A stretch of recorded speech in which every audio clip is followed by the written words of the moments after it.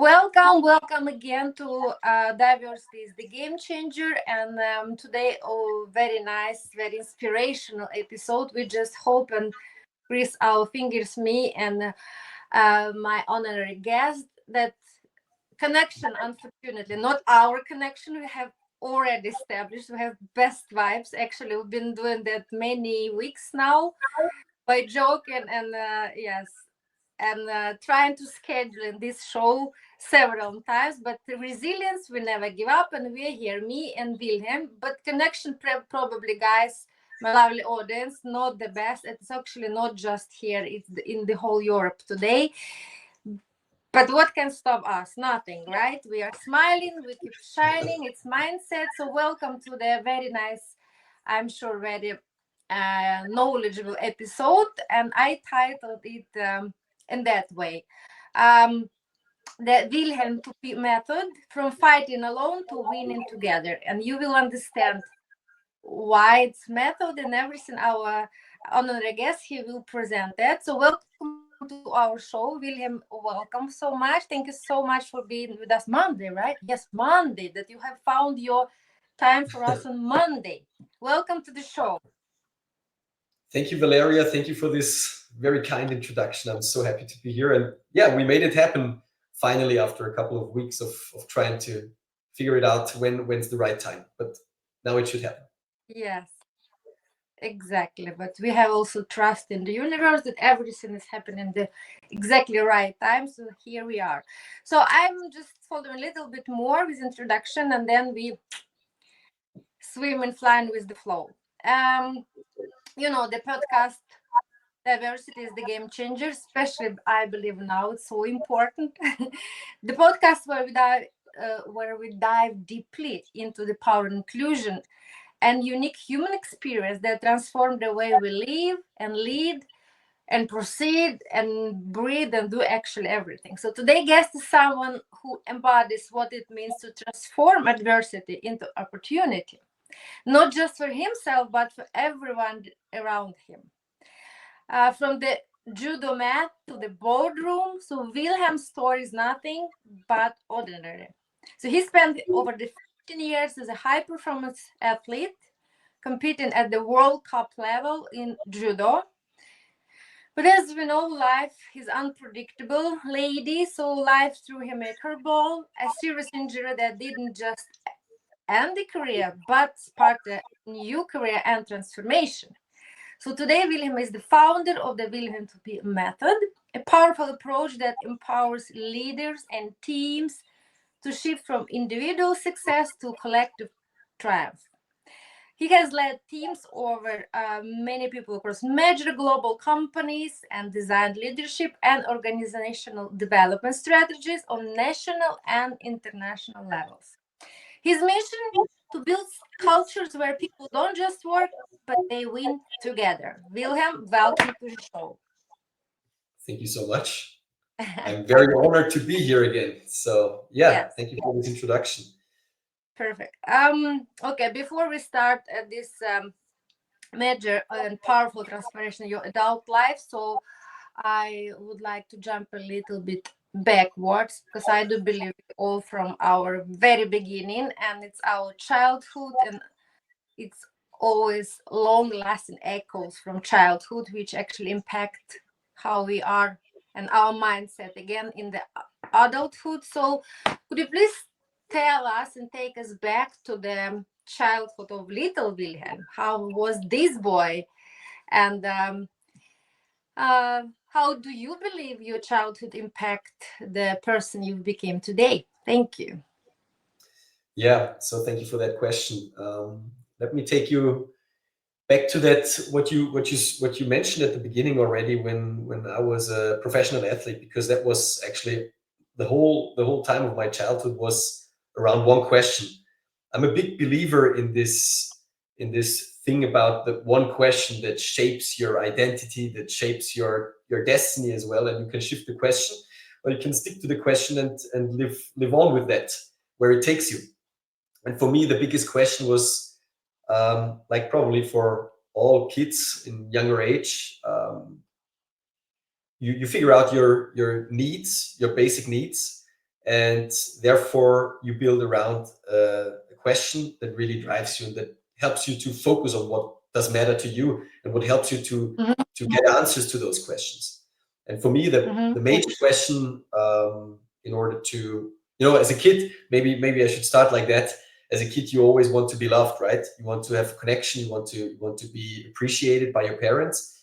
And I had a great childhood. I can't complain about that. But within myself, in order to be loved, let's put it that way, it was always about, what do I need to do to be loved? That was the question. So the question developed in, okay, I figured out when I win competitions, when I am very good at a sport, I get attention, and this attention equals love. It's appreciation, and I get appreciation for having this medal, having this trophy that are actually still in my back. So it became quite of an addiction for me to win competitions, to perform on a very high level, because it assured me that I get attention from my parents and that I get this feeling of being some kind of special, right? So the question for me was always, how can I win? And that really was the driving force during the whole childhood that I had, about winning competitions, working out, getting better at judo. And really, I had this dream about competing once at the Olympics, which unfortunately didn't happen, but at least I was on the World Cup level, yeah. Wow, I can imagine. But for me, it's very impressive already to reflect that you, being a child, already questioned or, yes, could reflect about how can I be loved, how I can get attention. And you found the tool, because many kids, I believe unconsciously, they craving for the attention and love, but they are not at that level yet, cognitive level, that actually the most important for me is to get attention, to be loved. That's how I proceeded, right? So it shows for me that you've been actually already kind of I don't know, but reflective guy, understood what's going on, how you can achieve more and more. How early you were presented to this sport, the judo, because it's very competitive. It's not team sport. It's big difference, right? When you need to be a team player or just solo. How was it question and decision of yourself and your parents that to choose not a team sport, or you've been through different sports and then you choose solo sport? How was it? Can you tell us? Well, I was introduced to the sport when I was 6 years old, when I started doing it on a regular basis. And I have to get back to that question that you asked before, because it was definitely no conscious decision. I also wasn't cognitively that reflective in that age. It was just it's just feeling, right? We make these kind of decisions just because it makes us feel good, and it makes us feel special, and that's why we then start getting more and more into that stuff. And I love that way how maybe you know Stephen Kotler, who is talking about flow a lot. I know you're into flow, and he's doing that flow research, and he was talking in his book, I think, which one was it? I can't remember the name of the book right now, but it will come to my mind. But he was talking about, how do you find your passion?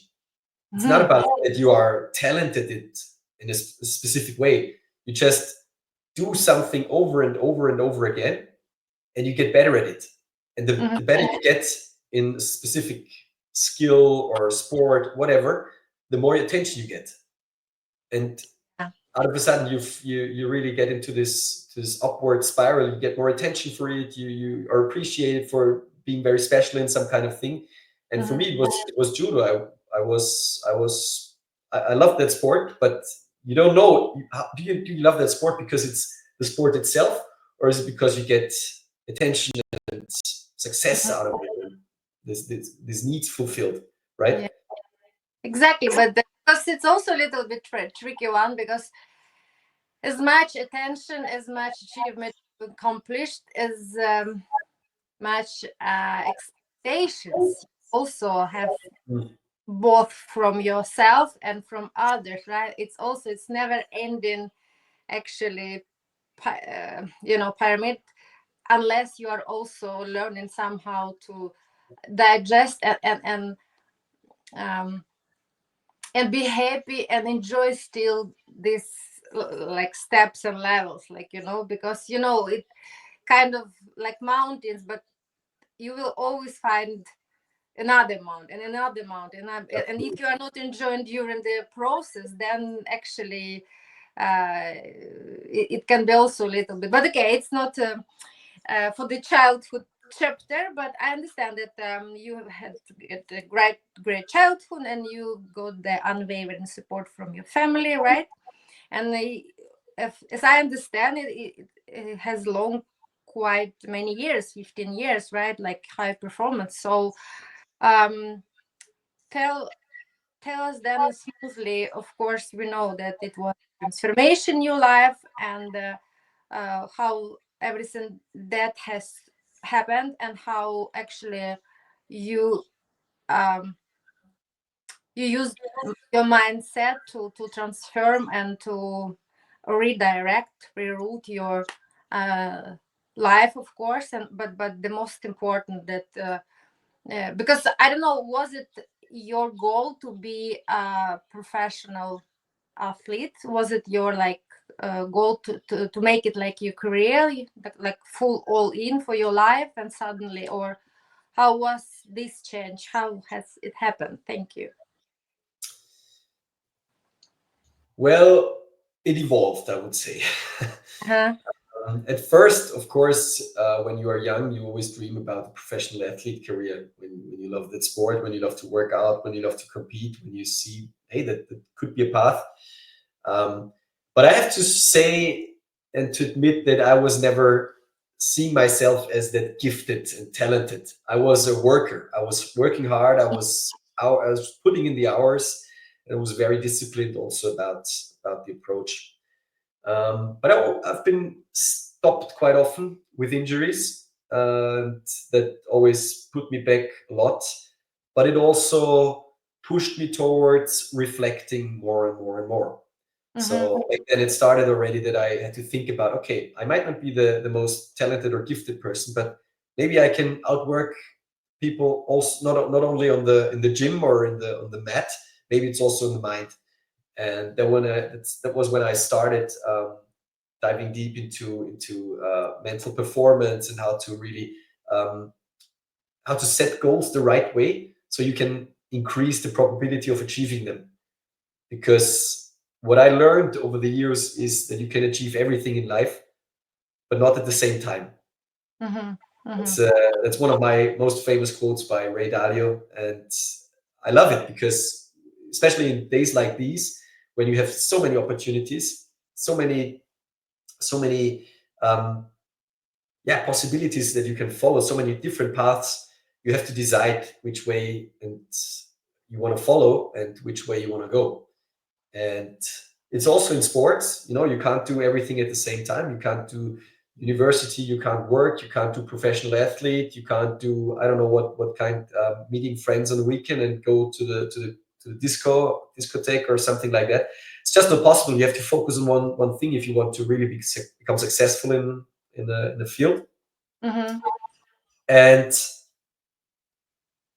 during those years when I started growing up, when I started competing on the higher levels, um, it became much more difficult for me to make this decision.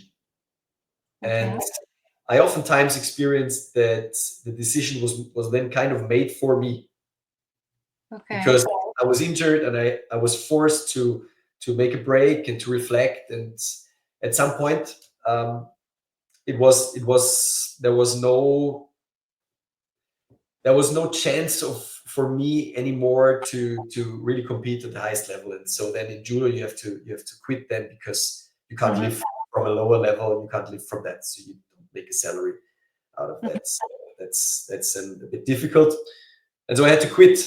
And when I had to quit, there was probably one of the hardest times of my life, Oh my. because everything that I loved was taken from me. And at the same time, there was also some, like family life issues that really shaped my mind, Mm-hmm. and started for me to reflect on everything. And I was questioning back then everything that was for me found to be true in life, and I was questioning it. And How old were you when that all was that? around, yeah, that was around 2021. I had Okay. to quit at 21. Mm-hmm. And so when we started, I was talking about, the question for me was always, how can I win? Mm-hmm. And during those difficult times, maybe I'll let you know a bit about that. Was when my father had a company, and with his brother, and don't want to go into too much into deep detail, but it all ended up in a little bit of a chaos. Mm-hmm. Like companies split up, parents split up, everything. Like everything falls apart at the same time, and at the same time, Yeah. also my Yeah. judo career fell apart. So when I think about it, 10 years later, I realized, so hey, that was all connected. You know, it was just too much stress in my head. You can't perform on the highest level when you are stressed up there, and you have to arrange all the blocks within your life. Mm-hmm. And during those times, I started to really shift my question, and it was not about me anymore. It was Mm-hmm. about, how can we succeed together? How can you really create success for teams? Because we are a huge team. The whole society is a huge team, Mm-hmm. and everybody is in different teams, and so many teams struggle with their communication between each other Mm-hmm. and their alignment to a goal. And so they have a large portion of their day where they don't enjoy life. And that is Mm-hmm. what changed back then, because I couldn't do that judo, that maybe also some ego driven approach, like me. How can I win? I changed it to how can I help others, and how can I create teams that win, that succeed together. Yeah.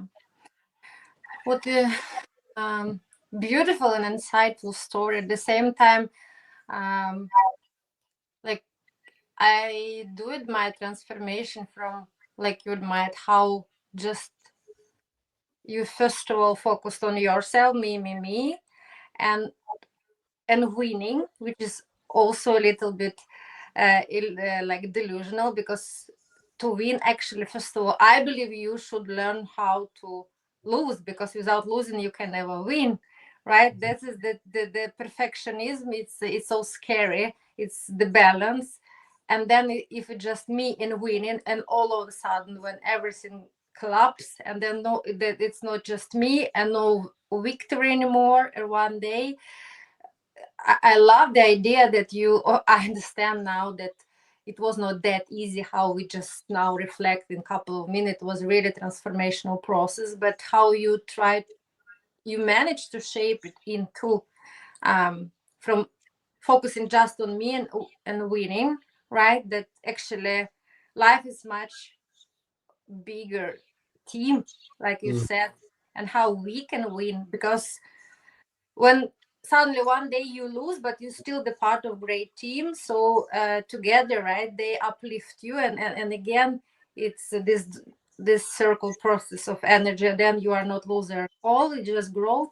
But okay, so you said 20 years, 21, and then could you please follow us then, what kind of choices have you made based on that? You start learning, teaching, yeah, learning, reading, or taking some course, or how you shape the actually your further goals, actually, which you have mentioned now, to be what, to become what, to study where, to do what? Because one day you just wake up and now I'm not judo like athlete, and very single breakfast the day after, what are you doing? If some people, some boys now listening us and girls, and they actually in the situation like you, where everything they believe like crashed, what would you suggest them to start from, which small steps? hmm. That's a great question. That's a great question, because you're pointing something out that is absolutely true. It's not just a single moment where you are enlightened and, oh, now everything is different and I know what to do. It was way different, definitely. So the time when the judo fell apart and when those family issues happened, that was a heavy time, and it took, I would say, at least 2-3 years in Yeah. total. Um, During those times, I just did university. I was working in sales management back then, when I was studying already. Um, and I wasn't really sure about what I wanted to do next. So it was a lot of struggle within myself. That I was definitely numbing as well. Like when you're young, you go out, you party, you try not to think about too much because you had a huge loss. You try to push it away within your mind. Yeah. Uh, but what I had to learn over the years, and that's over the course of about 10 years, I learned that you can't push those stuff away. It's just getting stronger. You can't run away from yourself. Wherever you go, you take yourself with you. And I had to learn that. But for the first years, it was just, like, okay, what's the next goal? Yeah, let's earn a lot of money and let's do your educational stuff wherever you want to go. Um, but after a couple of years, I realized, okay, just working with finance and sitting behind, that Excel sheets and doing some calculations and strategy stuff where you don't see any outcomes is not the right thing for me. So sorry. So I back then decided I have to work with people, because that is what's my passion about, and how to align people and teams. So I want to dig deep into leadership. Uh, but because you asked what kind of recommendations could I give to younger people watching this, um, definitely be patient. It takes a while, but be open with your eyes. Keep your eyes open on opportunities. Don't stress yourself out, because whenever you have such a major shift and such a major crisis in life, it takes a while to rearrange. And the second thing is, first is patience, and the second thing is definitely seek out for help. Seek out for mentors, seek out for coaches, seek out for people who can help you rearrange your values, find your values in life, what is really important for you, and also help you to grow faster. Because I always had therapy, I had like psychotherapy, I had coachings.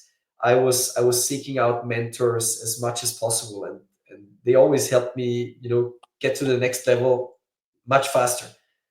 And for me, it's all about growth, and that is what I could achieve through that, um, pretty quickly. Even though quickly, I can only say from that perspective now. Back then, it took a lot of patience. Thank you so much. I do appreciate that you're our audience, especially younger generation. They are now so all the time bound with a lot of information and stimuli that yes, I do agree. Taking for help, not being alone, reflect, but best to give expression to people. Yes, seek out for people who've been in this situation, right? And because we have a lot of stigmatization about, oh, should I open about that? Probably people can consider me weak or something. But now I also I've learned so much through the years that I'm me being open now about I have a OCD, neurodivergent. Actually, it's much more strength both for me to verbalize that, and people, they actually don't look at me that, oh, she's so weak, she's talking about that. Because when you've grown up enough, you understand to open to talk about that boldly. It takes a lot of courage as well. It's power to open and say, I'm like that and that, can you please maybe help me? That's why I'm doing also the podcast now, probably to make a ripple effect, to show the people that you don't have to be alone. You are not alone. There are many of us, and the therapy, and like you said, about an interesting part about mentoring and coaching, how you, because now you are yourself helping so many people, how you came to this part, and who was some specific people you wanted to point out, who like were your great mentors, or you started from the book, or how did you find them? If you also should give some recommendations to people because they know, okay, seek out to mentors, could you give them some practical steps what to do? Actually, just go on internet and got how I should find mentor, or you should, how actually they, maybe they want to do it, but they basically and practically they don't know how. Yeah, absolutely. So I think just when you were mentioning that, I thought about, I was very lucky. I was really really lucky because my dad, I mentioned it. He had his own company. He was an entrepreneur, and he was always a lot of he was much into this personal development stuff. Like reading those books. Um, Everybody, all those old books, I still have them with me. Some of his books. Um, and I remember one of the first books that I read about personal development was by Tony Robbins, The Power Principle, and that really started opening up a new world to me. Like, Yeah. okay, there is more, and you can reflect, and you can outgrow yourself, and you can also like change everything within yourself. And so for me, the first start was actually my dad. Mm-hmm. Definitely also my mom, because she's very open-minded too, and was a teacher herself, so working a lot with people. And on the other hand, it was books, books, books, a lot of books. And then where life took me, I was meeting one person and say, hey, that's interesting what you're doing. Can you teach me about it? Can you tell me more about it? Mm-hmm. And also, like, because when somebody is starting as a coach, is say, hey, I was very young back then, and say, hey, you're starting out as a coach. I think I need a coach. Can you do that? Because I haven't had that money back then to afford it. So I said, you have a cheap offer for me. I said, yeah, okay, let's do it, because they need to practice. I need coaching. So now I always love to learn from people who are older than me. Like, when I was a child already, I loved listening to my grandfather and to other grandmothers, granddads, whatever, because they had so much experience in life. Mm-hmm. And I love to listen to those stories, because it opened up a world that I didn't experience. And Exactly. maybe some of that I won't ever experience, hopefully. Um, but that is it, what opened up, like being open-minded, listening to people, Mm-hmm. a skill that I had to learn as well. I wasn't always like that. I was more into talking, less listening. But it's a skill, and there is this quote, you can only learn when you listen, not when you talk. Perfect, because it's exactly what I'm in really major lack now, and I'm learning through my podcast. So it should not be monologue, and basically from me it's dialogue. It's about actually me just facilitating for uplifting the story of my star, my guest. I'm still on this slow growth now. Thank you so much for your reflection, and I have then three like following question, because I'm really now into listening without planning already what to answer next, despite what you're saying about those books. Can you advise like major 3-4 pillars that actually people who want to start from their personal growth, that like not Bible, but everybody knows kind of, okay, sometimes they go back and back to this book or three or two books which kind of like always there, and sometimes you just attracted to back and want to just couple of pages. If you could advise to our audience 2-3 books which is very very important, that it was like game changing for you. Yeah. So the question is, I don't know if they're existed in English. So not sure about your audience, but the one guy who really shaped a lot about my leadership approach as well was Fredmund Malik, Hmm. which is I only know it in German. Maybe let me think about it. It's Uh, it's leading. What's the second one? Leading.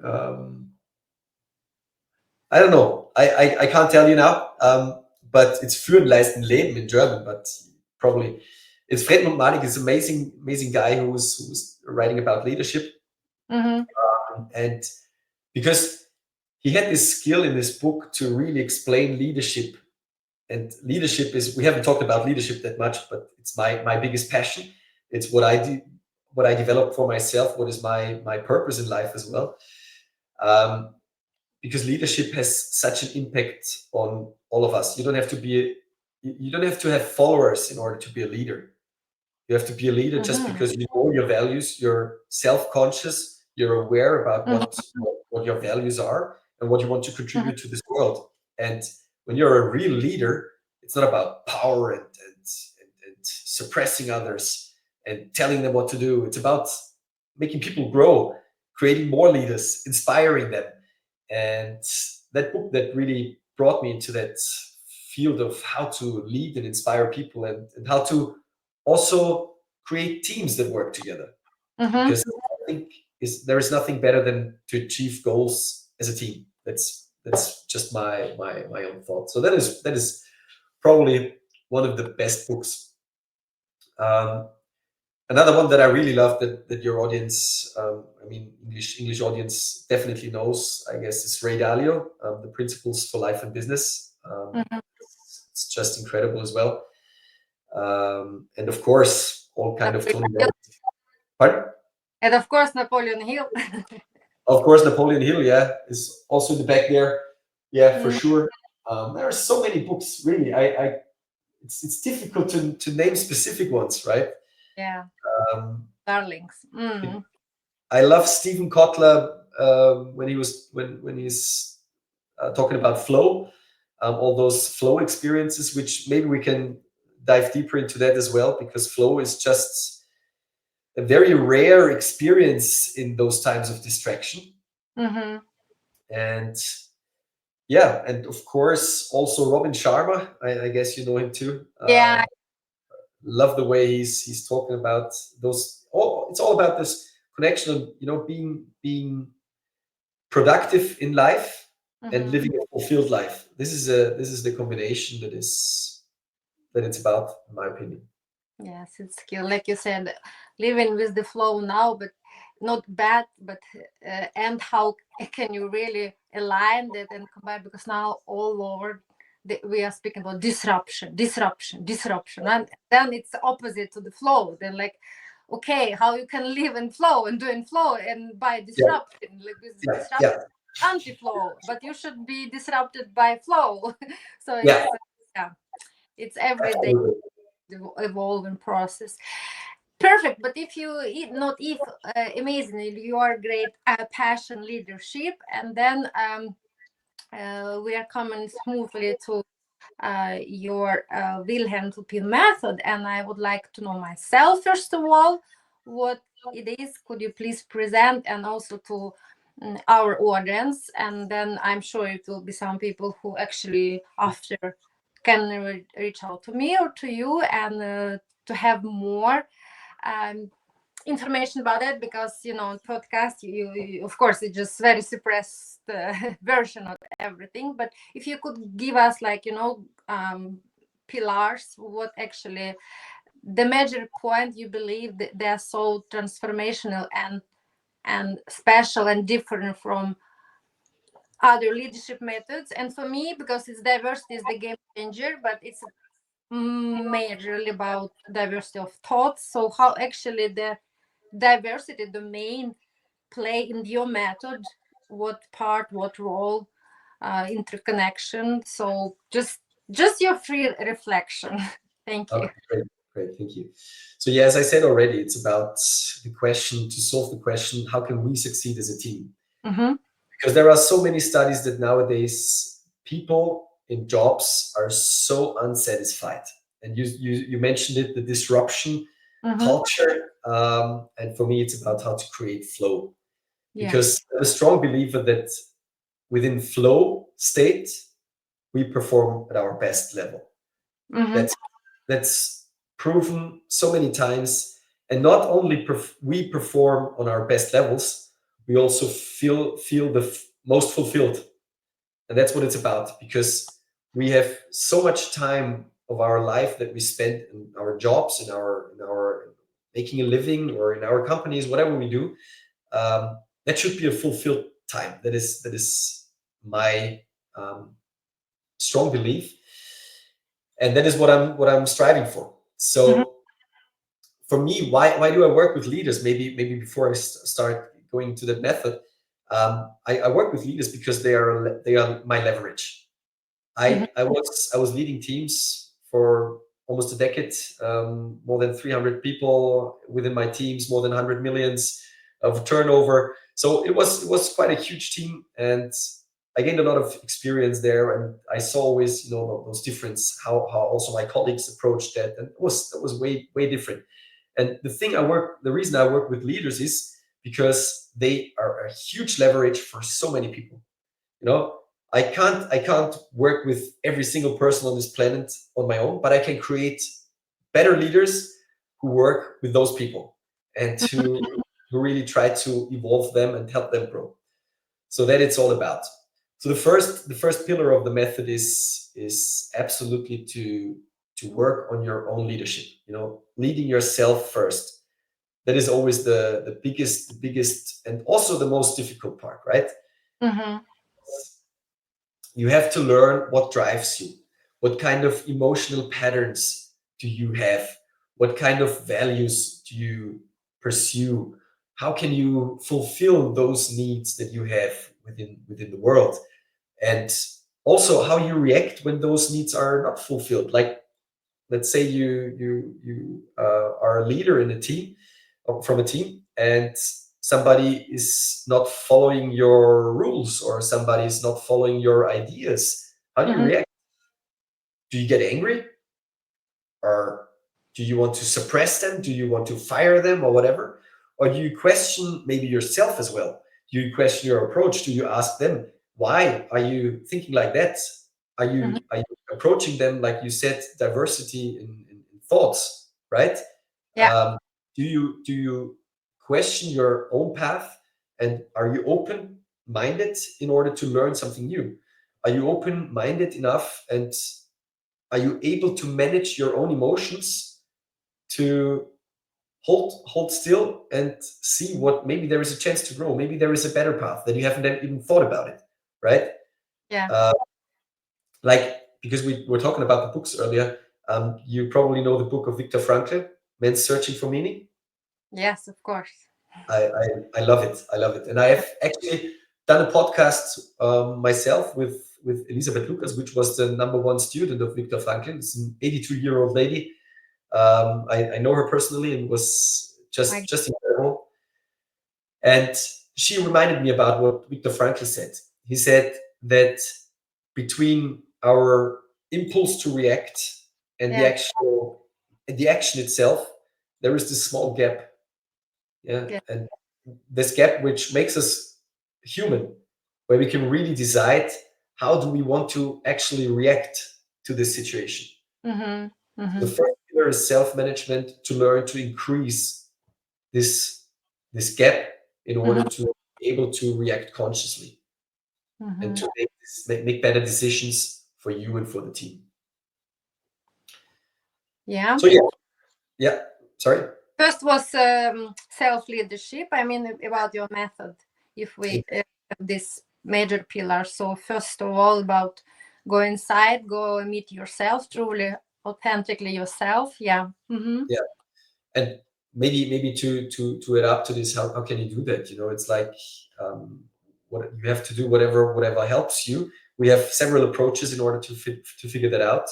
Mm-hmm. But for some it is, like meditation. For some it is, like, reflecting with a diary and really journaling.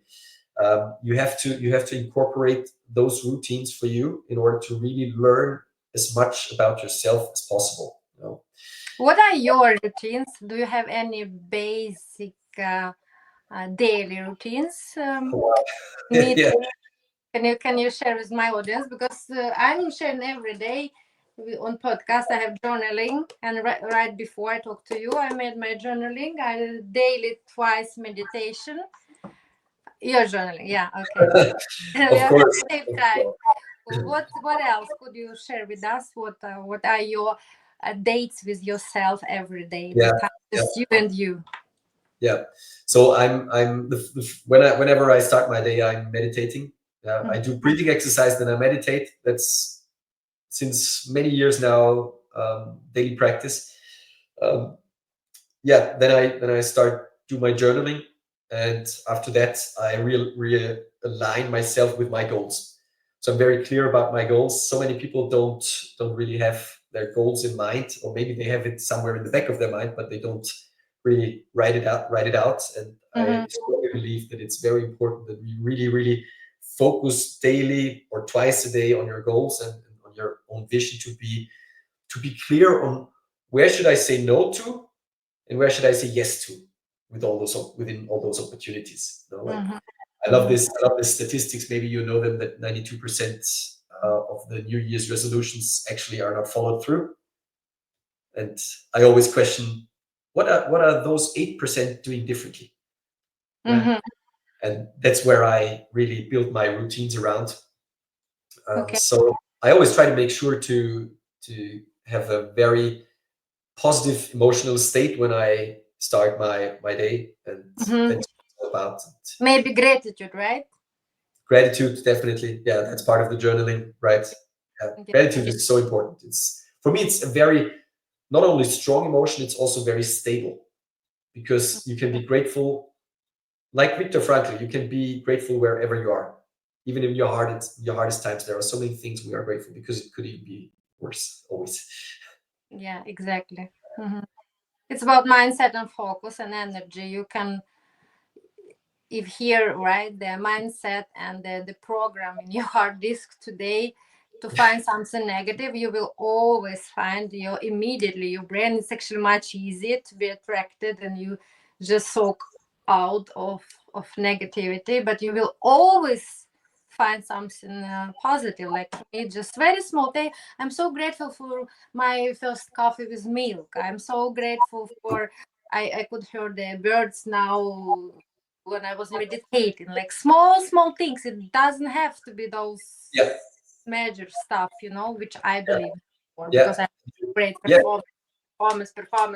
No, not performance. Yes, but by small, not perfection, progress. Perfection, yeah, it's tricky stuff. You know yourself already from yeah, me, and competing. It's cool, but it doesn't sustainable. It should be exactly. us. It should be slowly flow, like you said. I'm there also. I'm learning flow. Yeah. Thank you so much. It was very inspirational, insightful. Now I would like to turn to the last and very passionate part of our podcast about my diversity, which is now discussed. For me, it's actually emerging dimension of diversity, because mainly I'm doing a lot of research, empirical research, and my PhD, it was basically about gender and cultural diversity. But I knew kind of course, that there is something like cognitive diversity, but I had no idea that actually now we have this term, which is neurodiversity, right? That our brains basically are wired differently, and now more and more we're getting attention that it's not something really totally like strange or outrageous. Basically, 35% of populations is are neurodivergent, but I mean 35, can you believe, identified. But how Mm. many go and live there never ever identified, right? Though they Yeah. have the traits. And because me and being OCD neurodivergent, and sometimes really with severe traits, so I've been through, like you said, not just therapy. I'm always on therapy because it's like disorder, it's chronic, it comes and go, right? And you should maintain it every day. But last fall was really dramatic because of Ukraine war. I'm Ukrainian, so I was actually in mental institution. I opened my podcast in mental institution, so it's also a very big transformational story about me, but now about you. And I would like to ask you, have you ever like specifically reflected when about okay, if we are talking about leadership perspective and domain, not just generalization, diversity of thoughts, but I mean people with special uniqueness. I'm not calling that weakness anymore. I'm not calling disorder, disability, special abilities. How we still, because we still, I believe our society is still mostly built for neurotypical people, right? And how then we can create more inclusive environments, because you probably do believe it should start from the leadership right perspective, or what is your advice? Have you reflected yourself? Have you presented while you are coaching now that there is also a new type of mm, not new type since many decades and centuries there were all these very special talented people like Beethoven and Nikola Tesla, all this, but now we have more maybe vocabulary how Mm. to Mm. talk about it, and more openly actually we articulate. Have you actually reflected about neurodiversity at all? Well, first of all, I think it's great that you're doing that podcast. That's and also that you put out yourself, and being open and vulnerable about your own journey. I mean, that's so important because um, what I realized in leadership is when I started being vulnerable myself. Mm-hmm. After many years, I tried to like always protect anybody looking inside myself, and always coming up strong, powerful, like like I'm the boss, yeah, I'm the Mm. fighter, right? Yeah. um, when I finally learned how to open up and be vulnerable myself, people started connecting to me on an emotional basis even more, and the team got stronger and stronger and stronger. Mm-hmm. um, so it's very important to learn about your own vulnerability first, and I am 100% convinced that everybody has this, and oftentimes the most strongest people have it the most, that they try to, or that they had to, like, or try to cover up, or that they had to overcome in many ways. Yeah. So when you say about diversity of thoughts, for me it's always so. Let me go back. I'm not that type of guy who really works with this terminology. It's difficult for me. I just kind of don't work like that. Um, but I have my own approach about diversity, and for really strong teams, diversity is crucial. Mm-hmm. There is no way around it. The more diverse teams are, and on the same time, the more you are as a leader, uh, have this ability to align this team towards a common goal. That's art then, because Mm-hmm. the more different kind of approaches you find, but if all of those people see have a common why, like start with why. Simon Sinek says it always. Also Viktor Frankl, like start with your why. When they have a common why, they know why they're doing some stuff. They know why they put in the effort. The more they are aligned, the better the outcome. So um, for me, it's always diversity is always kind of a mindset. It's a question of culture. You have to shape this culture to be Mm-hmm. open minded, and that's actually because many humans react, and I think it's just our nature, but we can change our nature definitely, and we can evolve. That's Mm-hmm. about it. I don't judge any kind of past and that happened, um, but I'm always about growing, and because nature is always about growth. Like that's just evolution. And the question is, how can we learn as a society to be more open-minded? And on the same time, not lose some strengths that we still have. So that's a fine balance, right? you Yeah. you you have to walk the line and be not dogmatic and stigmatic, like you said, about stuff, but always being open-minded, welcoming, warm-hearted.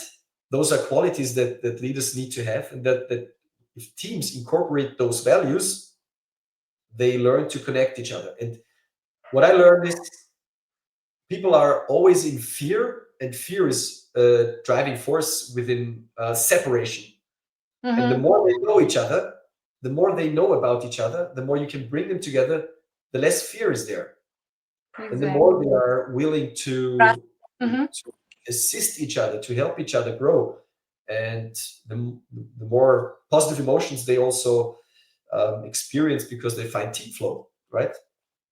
So that is Exactly. my Yes, the more trust, right? When yeah, you establish this culture, healthy culture, and knowledge exchange and trust is crucial as well, right? And especially when it's diversity of thoughts, the most important for leaders to establish these trustworthy environments. Then they can flourish together, not compete all the time because they are different. They should really establish actually this is the beneficial, this is potential, this is beauty because we are so different, right? It just yeah, how to exactly. really embrace it, encourage people to see it like that. It's art. Leadership art. Before we wrap up, thank you so much for being with us, and I'm always playing a little bit. We start with childhood and a little bit of magic, and I do believe it's anyway every single moment we live experience on our earth, it's a little bit of magic, like breath, right? It's magic we never believe actually, but it's something divine. It's always there for us, with us. You can never breathe past breath, you can never breathe like future breath so much. It's really divine. And I do believe in magic and fairy tales. So I don't have that yet big team with me with all this producer and stylist yet, and then even not studio special equipment. Goals evolving will be It's progress. right, and grateful for everything now. But I have this yes member. It's crucial actually. It's very tough one, you know, from which fairy tale this beautiful little lady, right? Pardon? What do you You believe? can Which interrupt me a little bit. I didn't understand everything now. fairy? Sorry. Yeah. Uh, this is little helper. She's from fairy tale. Ah, okay. Which Yeah. fairy tale? This one. Yeah. What is it? It's the Wonderlamp. Yeah, It looks like. it's Aladdin lamp, right? Yeah, Aladdin lamp, the Wonderlamp. Yeah. Yeah, exactly. So that's why I mean, before we wrapping up, I'm always, it's a tradition, I'm asking because I'm kind of genie from the lamp, but you know, not with three wishes because she wants to help as many people as possible. Then probably it will be fair. We were been talking today about team, then it should be team goals, then but everybody has one wish. So if okay, shortly, if and I'm your genie just for one wish, what wish that would be? It can be anything. It's coming into your mind now. Absolutely anything. Just one. Okay. I wish three more wishes. Okay. It's a tricky one. Sometimes people say like that. No, it's not allowed. It's one wish that No. it's not allowed. Okay, it's not allowed. Yeah. No. What comes to my mind? Well, is it a big wish or a small wish? It's up to you. It can be whatever, from pizza for the evening to the war over in Ukraine. Anything you want.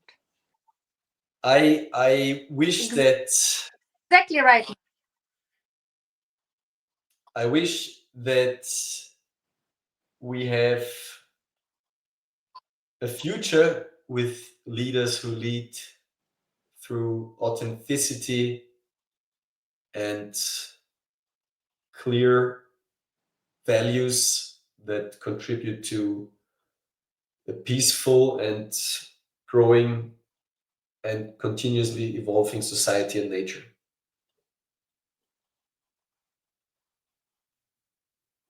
Thank you so much. It's a really beautiful wish. I can see she's smiling. She will be happy to help you with your wish, Awesome. which is actually for all of us. So that it's even more important. So thank you again so much. I immensely appreciate your being, staying with us. You've lived so many lives and still doing athlete, leader, founder, coach. Oh my God, diversified. I'm so privileged to have you here, sharing your beautiful knowledge. I hope and I'm sure that your journey from a being like you say, a me solo success to shared achievement is not just for you. It's how diversity of how teams can actually win together. That's the beauty of teams, right? So by leading teams, we can all together create change, and then for me also it makes sense everything how we can do together. And so until next time, just I wish you all your projects will be fulfilled with also purpose and flow. And yes, let's stay tuned until next time. I'm sure everything all the time if you're evolving on your personal growth. So I'm sure that my baby podcast still just in the beginning, in the flow of beginning. So maybe we can meet again next year and talk more about your method. Thank you so much for sharing your method. Yes, I could learn very much. I love training my brain muscle. This is my jam. I can feel that. Yeah, thank you so much. Yeah, And maybe one day we can also share the stage and coach together because I became also now the part of this tribe. So I will be glad to create our team and win together. that's amazing, Valeria. Thank you again for having me. And I have one final wish for you, even though you granted me only one. The one Thank you. final wish is that may your podcast grow and grow and grow, and may your journey grow as well, because it's very important what you do. Thank you. Thank you so much. And thank you so much for giving me compliments and your special attention towards me and be helpful with that. I really do appreciate that. I hope also that you and me storytelling can make ripple effect and probably people just listening us understand no, I'm not giving up, I'm not alone. Look, and of course then my beautiful audience, you can reach out always to Wilhelm, to me. You know where you can find me. Maybe just at the end of our episode you can also tell where people can reach out to you on which platforms if they want to talk more or to have you as a coach at their share of your method. So you can just share where they can find you in social media. Yeah, thank you very much. So, if anybody would like to outgrow themselves and really lead, become a better leader, you can always reach out to me on all major social media platforms, Wilhelm Tupy, or also on YouTube. I've got podcasts on myself, which is sometimes in German, sometimes in English, but always happy to connect and stay in touch. Okay, until next time, stay bold. Thank you. And remember, diversity is the game changer. Bye bye. Thank you, Have a Valeria. nice day.